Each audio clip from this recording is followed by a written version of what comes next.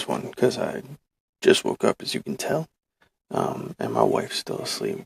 So, first thing I did when I got up, well, you know, I turned the TV on for my son. But first thing I read when I woke up was Animal Man 23, trying to catch up on the story. And I know it's not a new issue, but I'm just gonna go over it real quick because the next book I'm gonna read is issue 24. So, in this issue, we see Brother Blood, who is right there, holding like a congregation of followers underneath Hollywood, I think is what it said, and letting his people know that he's about to pretty much drink the blood of Buddy Baker. Not pretty much, he is going to drink the blood of Buddy Baker to commune with the Red. We also see Buddy Baker trying to question one of Brother Blood's splinter folk to see why they were taking his blood and everything. And then we also see Buddy Baker's daughter. For some reason, I can't remember her name now, because I just remember the entities in the Red calling her Queen. I don't remember. Anyway, we see her boarding a ship and going to the Rib Caves to find Cliff's soul before he gets reincarnated, to try and get him back. At the end of this issue, Brother Blood drinks the blood of Buddy Baker and begins to kind of take over the Red, at which time Buddy Baker's in a prison cell with one of the splinter folk, and he starts having this agonizing pain, and the splinter folk saying that, oh, it's time, and then Buddy Baker's daughter is on the ship. She sees who she thinks is Cliff, and is reaching out for him, and she starts hurting real bad. So at the end, we see something happen with the totems of the Red. I suppose I could spoil it a little bit because it's old. I mean, it's not super old, but if you haven't read it, you don't know. But anyway, I'll just do it. One of the totems of the Red starts killing the other totems and saying that Brother Blood is his pick for the pretty much the guardian of the Red. So I'm curious to see what happens in issue 24. We'll see. Yeah, it's a good issue. I'm glad I kind of jumped back on it. So, yeah, good stuff. Okay, so I just got done reading Animal Man 24, and I'm kind of glad that I jumped back on this book. It's really going pretty crazy. So, first off, I want to address the fact that Buddy Baker's daughter's name is Maxine. I did forget it when I was reviewing 23, but 24, her name is Maxine. She is in here. So this is really just a continuation of the story that's going on. Of course it's a continuation of the story that's going on, but nothing really impactful happens until the end. And I'm not going to tell you what that is because I don't want to spoil it. This one I won't spoil. But there was a drastic artist change in this issue compared to the last one. Albuquerque did this one. I forget who did 23.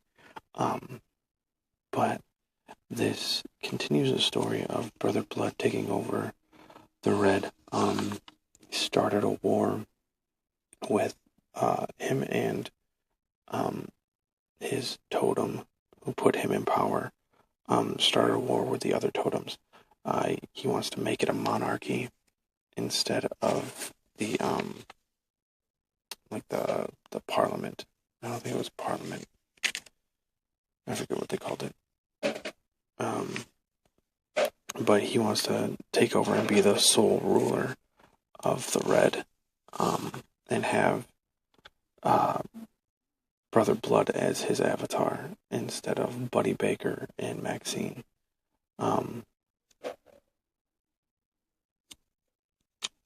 Brother Blood and his totem kind of kill a whole lot of other totems because they have been stretched thin of their power, while Brother Blood's totem has been soaking in more power, kind of hoarding it for himself to do this, to give power to Brother Blood and take over the Red.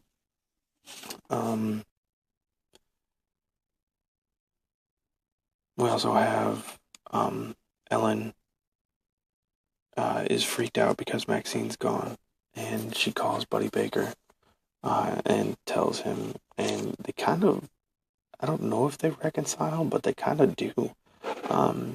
He goes to her and apologizes and says that, this is all his fault, and she says, I don't care whose fault it is, I just want my family back, and I spent so much time blaming you for Cliff's death that, it's just, I thought we'd be safer without you, but it turns out we're not.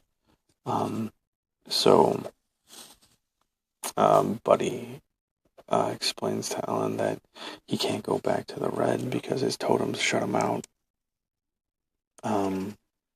But he's going to do everything he can to find Maxine. We have Maxine still in the Red. One thing that, I wouldn't say bugged me, but it kind of did with the art in here. I'm going to show you a little splash page. The signature at the bottom kind of bugs me. I don't know why that bugs me. It's good art. It's really good. But why did he feel the need to sign the bottom of it? I don't understand. So, whatever. It's like the tiniest little thing that bugged me. But while this is going on, an award show is going on, and Buddy Baker's been nominated for Best Actor. And pretty much the whole world is watching, and something happens at the award show that gets Buddy Baker's attention, and it's going to be pretty crazy, I think. This, I guess, is the next issue is part 1 of 2 of Hollywood Babylon is going to be the story arc, I guess. And it looks like it's going to be pretty crazy, so pretty good issue. I really did like it. The art change kind of threw me for a loop, and like I said, that signature at the bottom just kind of drove me nuts. I don't know why. Anyway, good book. That's better. Nice and showered and dressed to my purple get-up for the 17th, because this is actually Thursday I'm shooting this video, for anti-bullying, and it's superheroes. Have problems too, have issues too. Anyway, so the next book I read was Six Gun Gorilla. Now, every time I do a review of this book, I'm always like, oh, it's so good, but I can't explain it. That's still so true. Like, it's hard to explain what's going on in this book if you have not read any of it yet. And it's hard to go back and review 5 issues for you, of what's happened, because even I'm not sure what the heck's going on in it. I just know that it's a fantastic story. The art is really good, and I like it. That's the 3 things I know about it.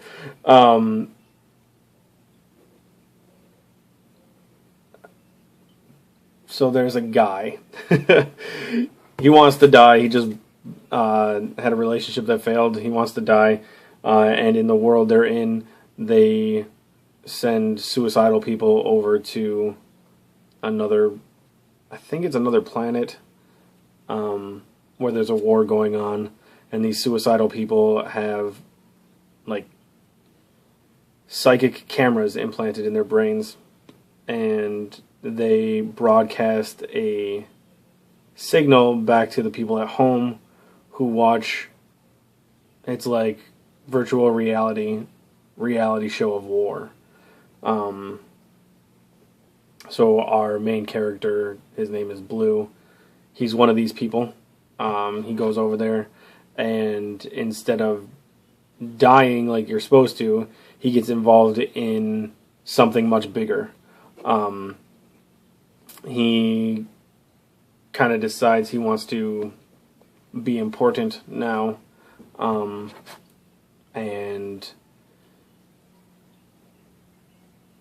things happen.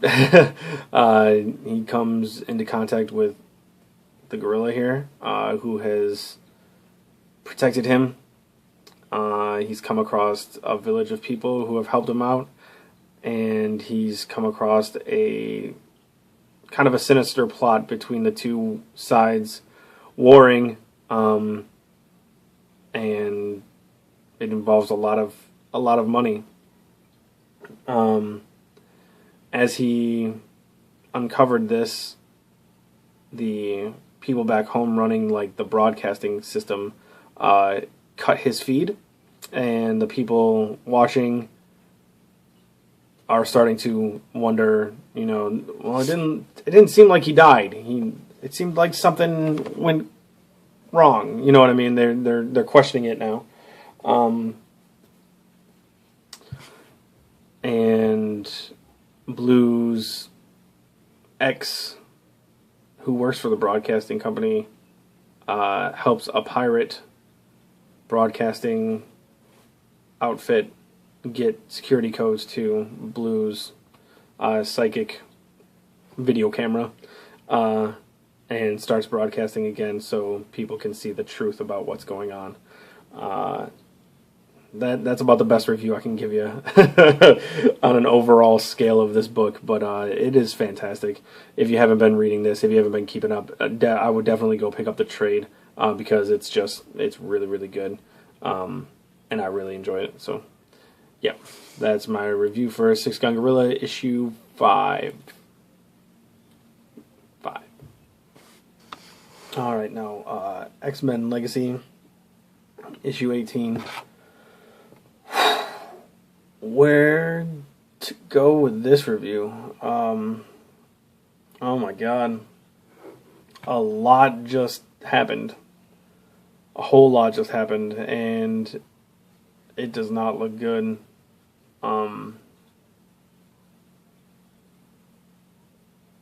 If it didn't say in the back, if it didn't show a cover for issue 19 in the back of this, I would think that was the end of this book. Wow. I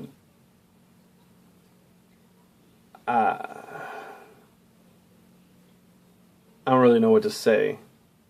Well, first off, okay, I'm not a huge fan of the art that's in this one. The way that some of the panels were drawn, I didn't really enjoy. There was one part where Cyclops had his mouth open and it looked really weird, like he had no bottom teeth. That was really strange for me. So, not my favorite artist on this issue. But the story took a hellacious turn. I'm really curious to see what happens after this. I'm really, really... I'm really worried about the character, about David. Wow. Yeah, it's some crazy stuff that just happened. I'm not even going to try to explain it to everybody. But all you other people reading X-Men Legacy will know what I'm talking about. if you're not reading X-Men Legacy, I don't know why you're not. It's really damn good. Really, really damn good. And it doesn't get enough attention, I don't think. Crazy issue. Just nuts. Alright, so last but not least, Charles Soule's Letter 44. First off, I want to say, for $1, this is amazing. It's a pretty thick book. And there's no advertisements going through it when you're reading the story. There's some in like the last 4 pages. Oni Press do advertising their own books, but yeah, I think it's I think it's longer than a regular comic, but really good. The premises of the book is a new president begins his first term, and as he's going through the White House and checking it out, he goes to his office and sees a letter on the desk that says 44 on it, him being the 44th president. This letter is from the previous president, pretty much telling him that everything he did as president was for the greater good, and the 44th president is kind of presented as a George W. Bush type character, going to war with with other nations for no reason, weapons of mass destruction that were never found type thing. And he said it's for the greater good because he is getting soldiers, he's prepping soldiers to be war ready, because they have just recently found, or not recently, I don't know, I don't remember what they said, how many years it's been, but they found a